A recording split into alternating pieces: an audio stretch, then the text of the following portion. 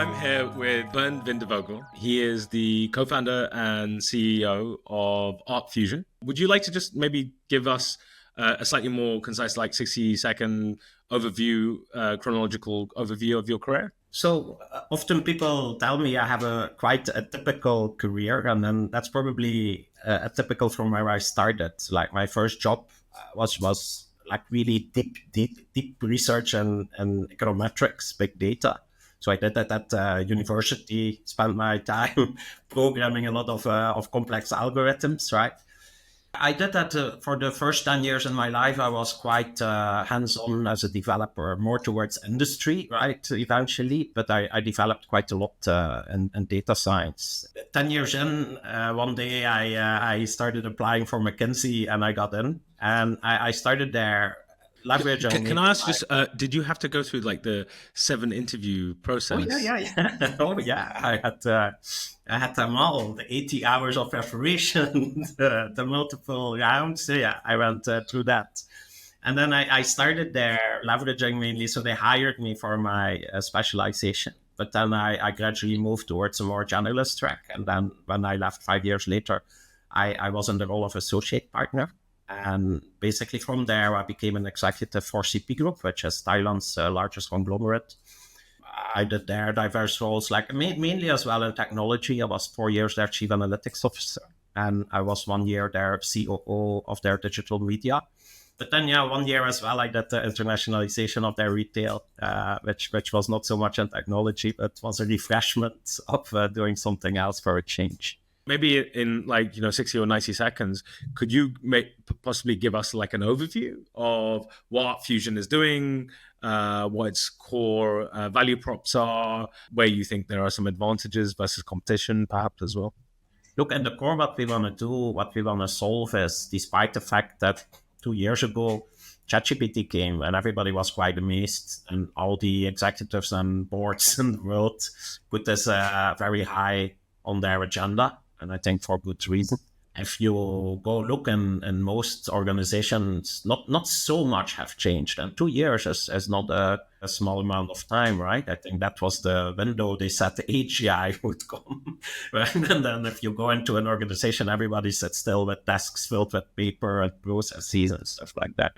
So we actually out to try to solve that problem. And that has many root causes. Actually, going back to why corporates are not so good in innovation, it's a bit the same. They're kind of struggling to, so to say, get their act together and run. So they all in the planning phase. Almost all corporates I know have a committee for GenAI, right? And they're sincerely trying to figure out how to do it. But indeed, like they seem to be a bit stuck.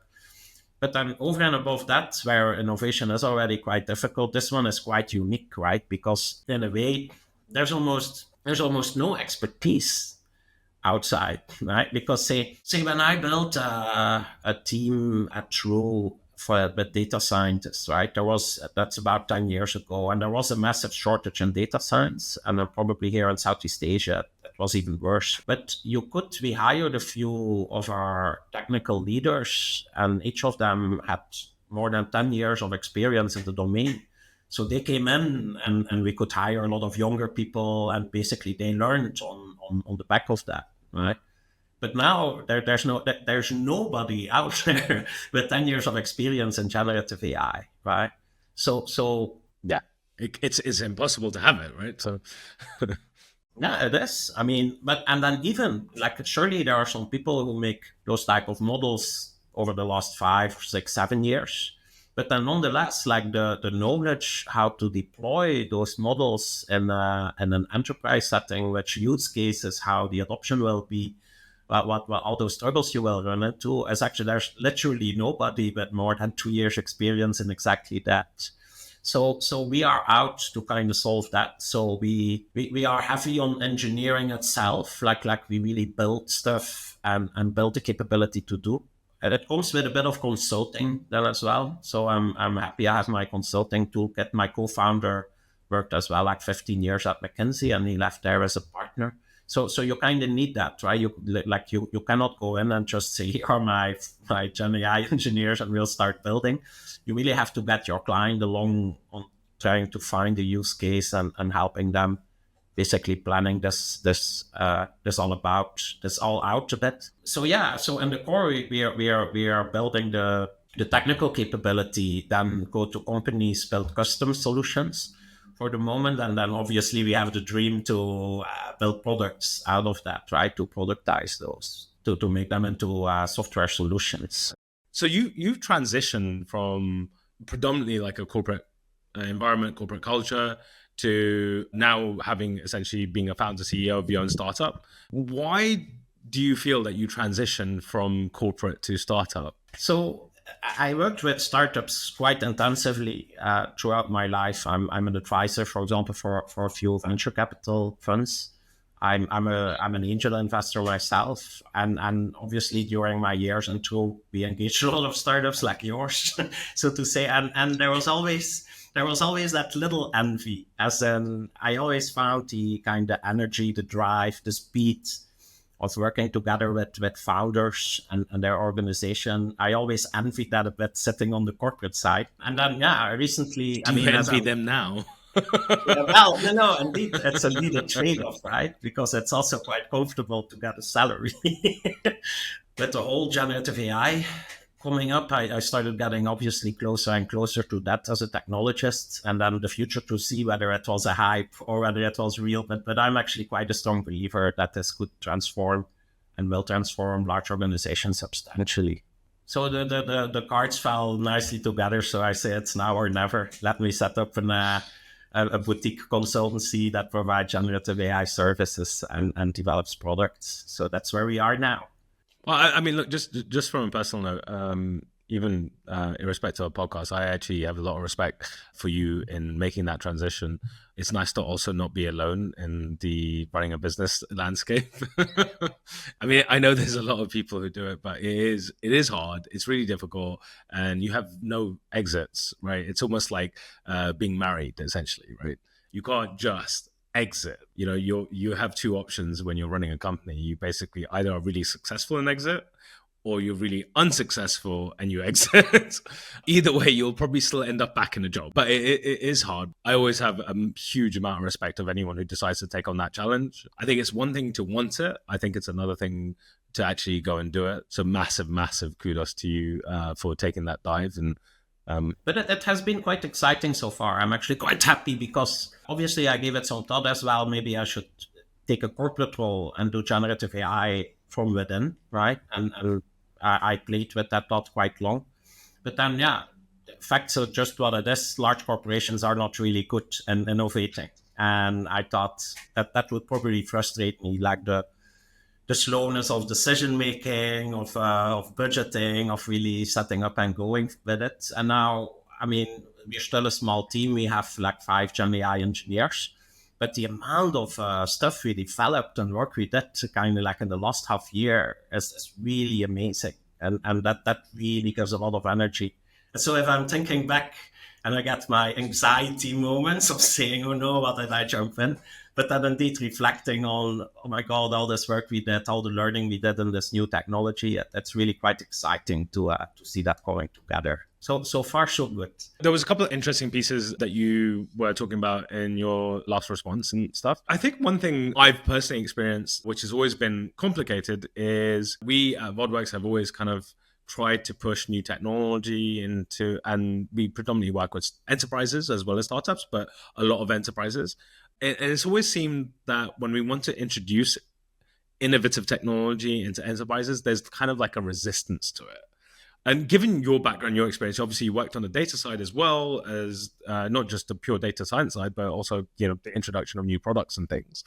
It would be really interesting to hear what your thoughts are around the whole concept of why there is a resistance in enterprises and corporates to adopt innovation. So initially, before I started doing innovation in corporates, I always thought the main reason is politics, right? People trying to blame each other, not taking responsibility, not taking accountability, and kind of the weirder stuff in a large corporate. But actually, it's not just that. Even like say, if you have a corporate organization with decent culture, value, decent people, even there you see that the innovation gets blocked. And I gave this actually a lot of thought, and I think the core reason for it is actually, say, if you run a mature business like a retailer, a telco, or a retail bank, basically to be successful, you have to plan this whole thing out. It's all about planning and risk reduction, right? Like say, if you're a retailer, you're not suddenly going to double your market share or double your revenue in a year. You're going to maybe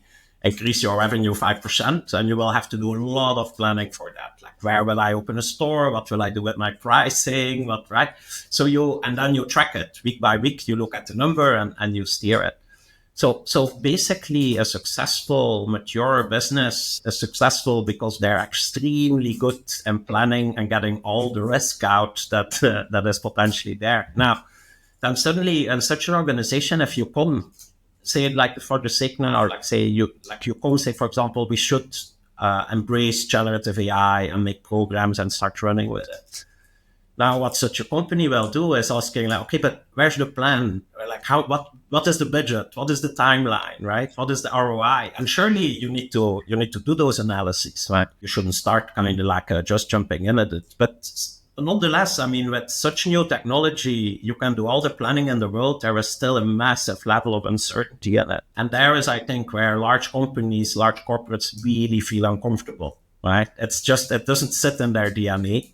So, and then you see that as well, right? They keep kind of talking forever about a new innovation. They almost want to talk the risk out of it, right? But unfortunately, that's not how it works, and then they get stuck. Whereas, say, as a startup, you have no choice, right? You have an assumption. You say this will be an interesting piece of technology, and you just run. You do stuff, you learn stuff, and you find your market, but you have no time to sit half a year around the table and try to make the most detailed plan in the world. And that's in a way then a bit sad as well, because it almost makes it feel like it sits in the structure, right? It sits in the structure of a large organization, if they are good in what they do, to be actually quite bad in when they try to innovate, right? So yeah, and then indeed coming back to what we did at True, I think we made a good move there to basically say, let's separate it out. Let's make it a separate business and give it enough autonomy to run it. And the first years, we really built a lot of kind of very interesting technologies and a time and a throughput time that isn't thinkable of doing that in a corporate. One thing you in this conversation that you said like about 3 times now is autonomy. You and I have had a conversation previously about the concept of culture with team and stuff like this. Do you think in the culture that you are designing with your own team at the moment, do you think like autonomy is like a big piece of that? Does that work? And do you think that's scalable? The culture we try to set up is basically, it's not just autonomy. It's a bit more. It's kind of, you need to find a balance between, for sure, you need to have like a supportive and trustful environment, right? You don't want to have the risk that somebody will backstab you or blame you or whatever. You have to get that out, especially if you do innovation, because things will go wrong. So a supportive culture is quite important. But then on the other hand as well, you actually have to get, say, some culture for performance in there, right? Like really kind of like otherwise you just become some kind of service club if you say it's all about support and trust, right? It's not really a company anymore, right? So the engagement to perform, the willingness to stretch if things are really needed are actually also quite essential, right? And those two conflict a bit by nature, right? I think what's difficult to make happen in a culture, like say within a corporate, is really to put a level of support and trust that is near 100%. Corporates are known a bit for when the going gets tough, and everybody is looking a bit at each other, but that's quite harmful for technologists, right? Because what you get, then indeed they will not take risk anymore. They will only do the obvious and the predictable stuff. And they will not try to go for something that is maybe less obvious, but where there is a lot of opportunity.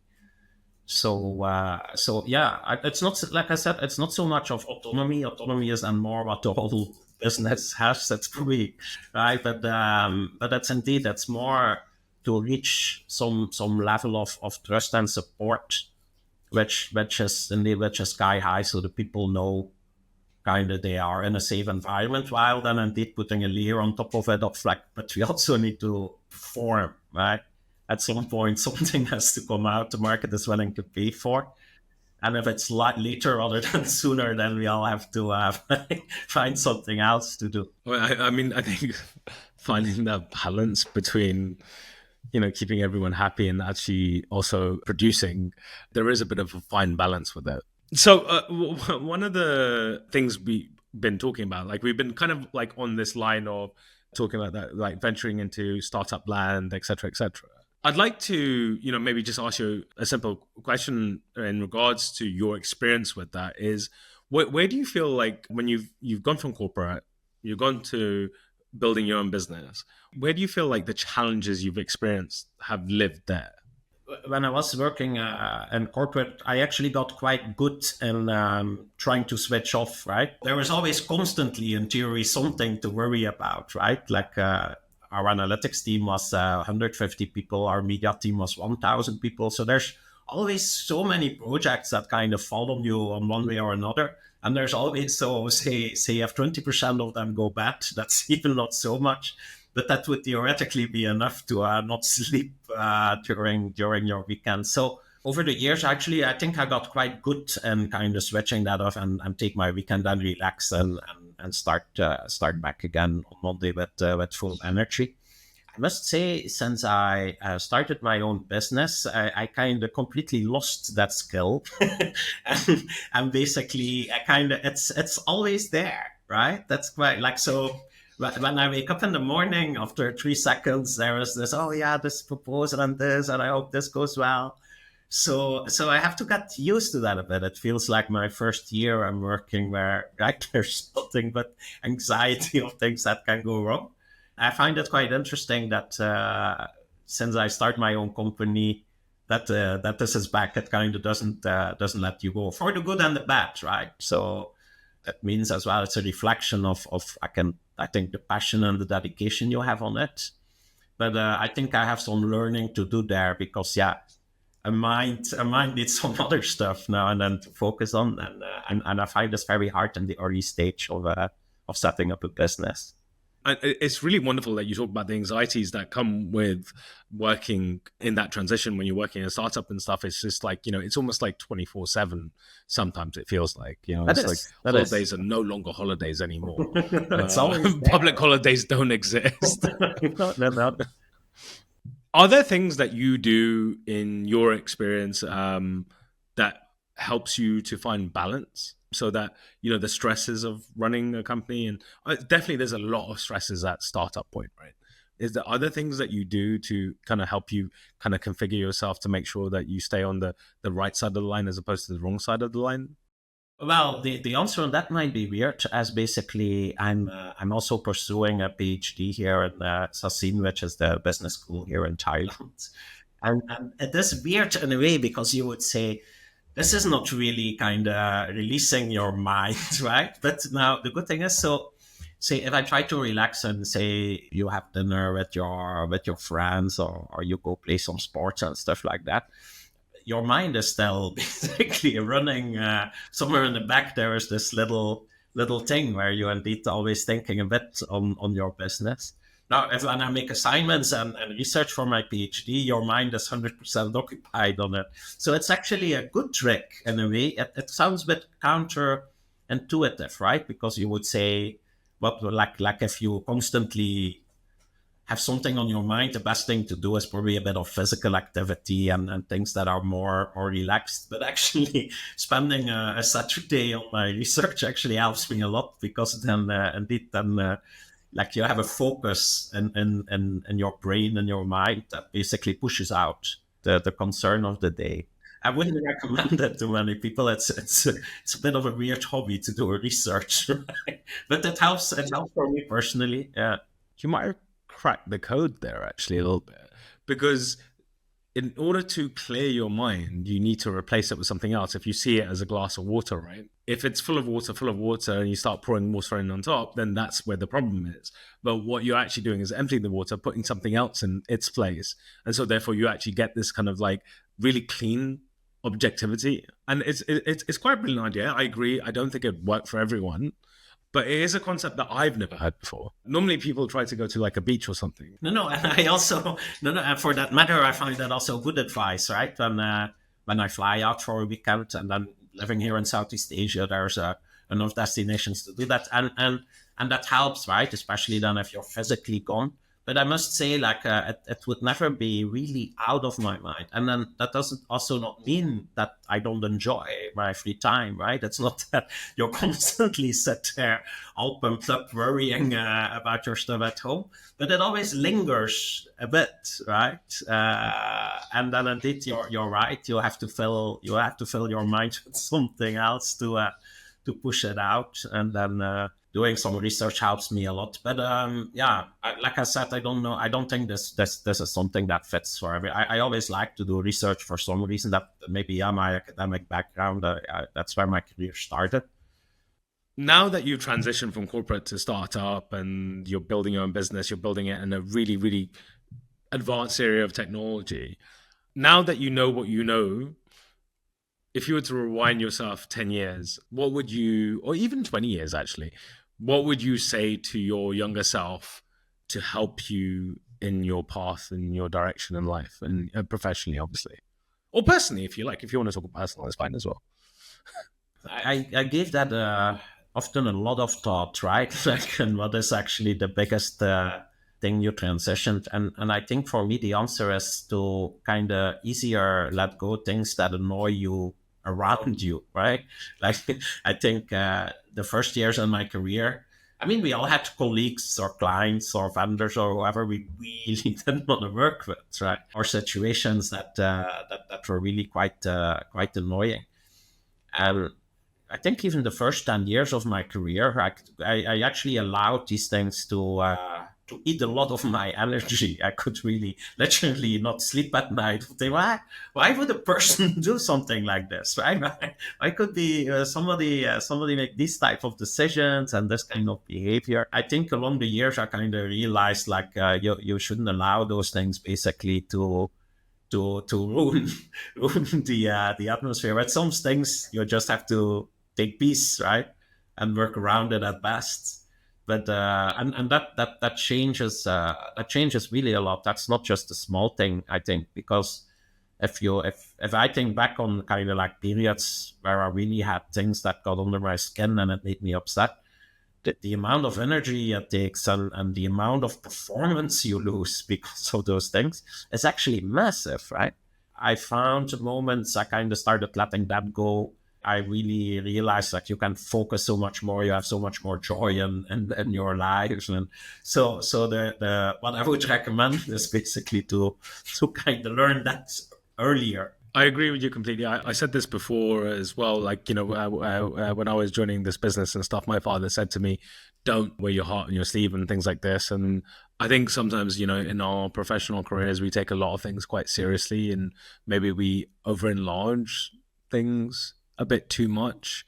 There is this other mentor that I have. I won't say his name because he probably doesn't want to be mentioned, but he always says this one thing to me. It's just like, you know, business in your professional career and life, it's an aggregate. It's not a moment. And it's really important to remember that.